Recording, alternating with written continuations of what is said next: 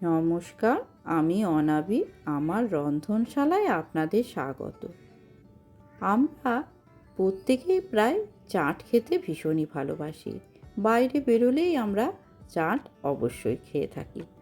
আর সেই চাট যদি বাড়িতে বানানো হয় তাহলে তো সেটা ভীষণই ভালো লাগে। তাহলে চলুন, আজকে আমরা বানাবো পাপড়ি চাট। শুরু করা যাক আজকের রেসিপি। প্রথমে আমি একটা বড় পাত্র নিয়ে নিলাম। এর মধ্যে আমি এই কাপটার মাপ করে 3 কাপ ময়দা নিয়ে নিচ্ছি। অল্প একটু লবণ দিয়ে দিলাম, হাফ চামচ কালো জিরে দিয়ে দিলাম, আর হাফ চামচ জোয়ান আমি হাতে করে একটু কষলে নিয়ে সেটা দিয়ে দিচ্ছি। এটাতে গন্ধটা খুব ভালো হয়। এবার অল্প খানিকটা সাদা তেল দিয়ে দিচ্ছি। পুরোটাকে খুব ভালোভাবে মিশিয়ে নিচ্ছি।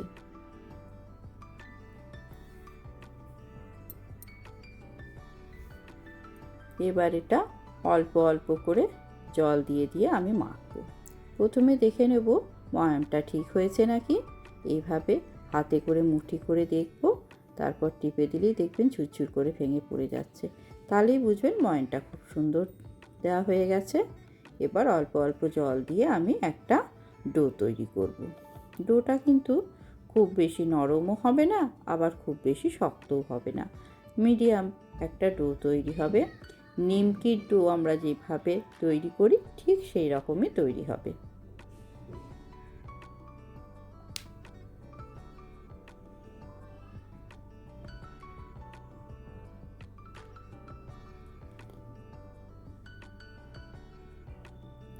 দেখুন, ডোটা আমার তৈরি করা হয়ে গেছে।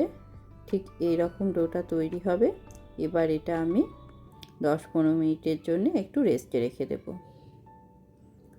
10-15 মিনিট পর আমি এই ডোটা থেকে কয়েকটা লেচি তৈরি করব।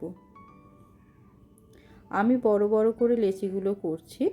একটা বড় গোল রুটি করে নেব, তার থেকে আমি ছোট ছোট করে পাপড়িগুলো বানাবো। আপনারা যদি চান ছোট ছোট লুচির মতো করে ছোট্ট ছোট্ট করে লেচি করে সেগুলোও একটা একটা করে বেলে আপনারা পাপড়িগুলো তৈরি করে নিতে পারেন। তবে আমি যেভাবে তৈরি করছি এইভাবে করলে প্রত্যেকটা পাপড়ি একদম সমান সাইজের হবে। এবার এটা আমি একটা রুটির মতো তৈরি করে নিচ্ছি। দেখুন,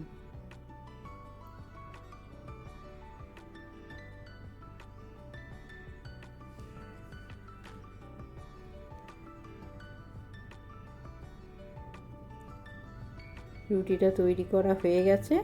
এবার আমি একটা ঢাকনা নিয়ে নিলাম।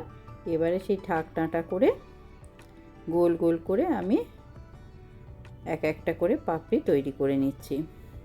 এটাতে দেখুন প্রত্যেকটা সাইজ সমান হবে।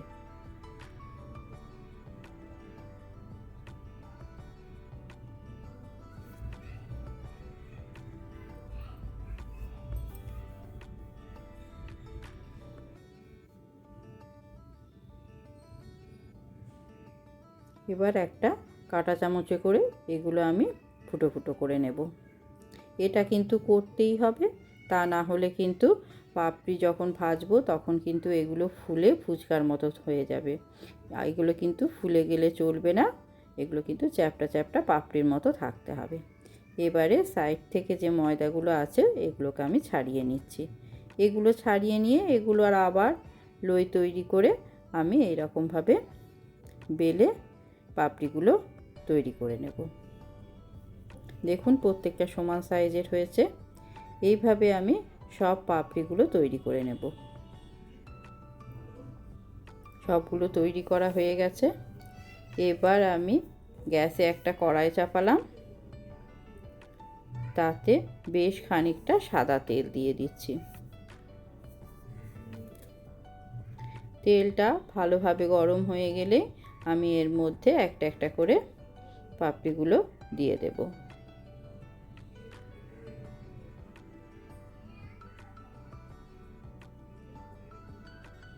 এগুলো বেশ উল্টো পাল্টা করে আমি ভাজবো।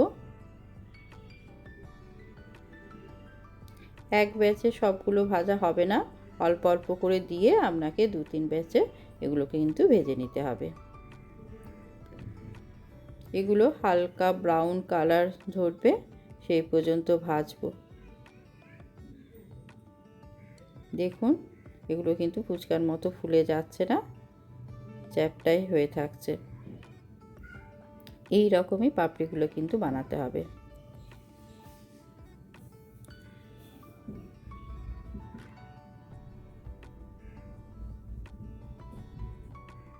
দেখুন রং ধরতে শুরু করে দিয়েছে। এবার এগুলো হালকা ব্রাউন কালার ধরবে।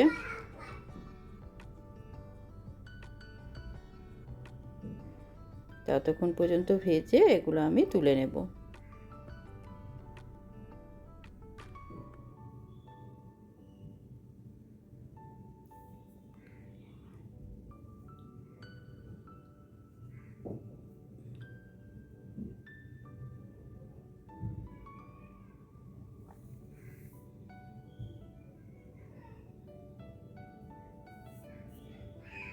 এভাবে আমি অন্যগুলো ভেজে নেব।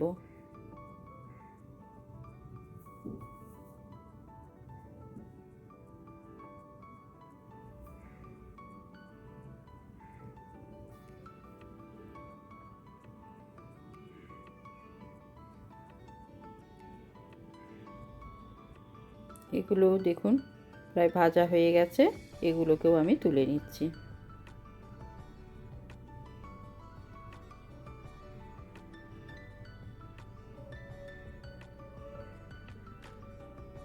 এইভাবে সব পাপড়িগুলো আমি ভেজে নিয়েছি। একটু ঠান্ডা হয়ে গেছে, আমি দেখিয়ে দিচ্ছি আপনাকে কীরকম হয়েছে পাপড়িগুলো। এটা ভেঙেও দেখিয়ে দিলাম কতটা খাস্তা হয়েছে। এবার আমি একটা বাটি নিয়ে নিলাম, এর মধ্যে আমি বেশ কিছুটা টক দই দিয়ে দিচ্ছি।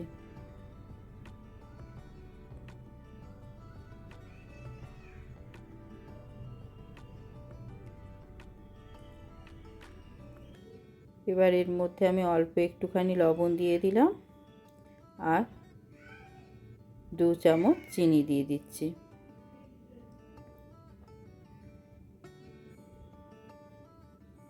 এর পুরোটাকে খুব ভালোভাবে ফেটিয়ে নিচ্ছি।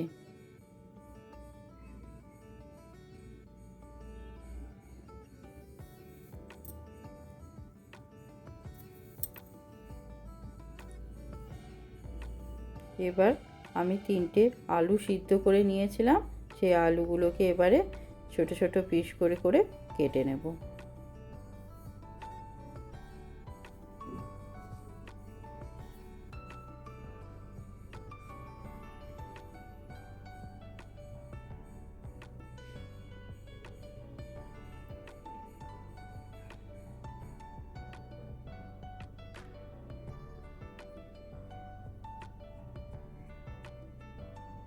ঠিক এইভাবে ছোট ছোট করে টুকরো করে কেটে নিচ্ছি।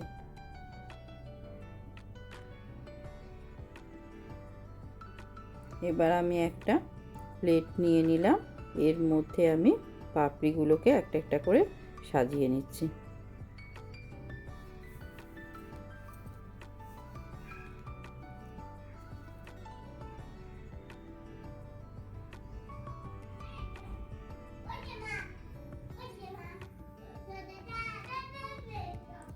এবার দইটা ওপর থেকে দিয়ে দিচ্ছি। সব পাপড়িগুলোর মধ্যেই খুব সুন্দর করে দই ছড়িয়ে দিচ্ছি। এবার আলুর টুকরোগুলো দিয়ে দিচ্ছি।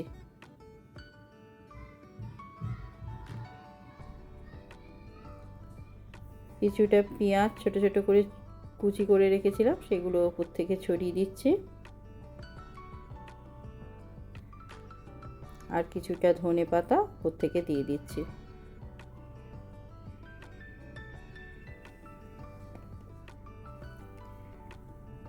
আবার কিছুটা দই ওপর থেকে আমি দিয়ে দিচ্ছি। দই এটাতে একটু বেশি দিলে খেতে বেশি ভালো লাগে।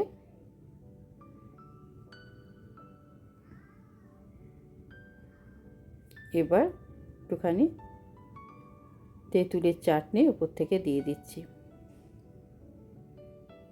তেঁতুলের চাটনি আপনারা বাড়িতেও বানিয়ে নিতে পারেন বা দোকানে কিনতে পাওয়া যায় সেই তেঁতুলের চাটনিও দিতে পারেন। আর কিছুটা গ্রিন চাটনি উপর থেকে আমি দিয়ে দিলাম, আর অল্প একটুখানি চাট মশলা আর একটুখানি ভাজা গুঁড়ি মশলা দিয়ে দিলাম। এবার কিছুটা ঝুরি ভাজা উপর থেকে দিয়ে দিচ্ছি।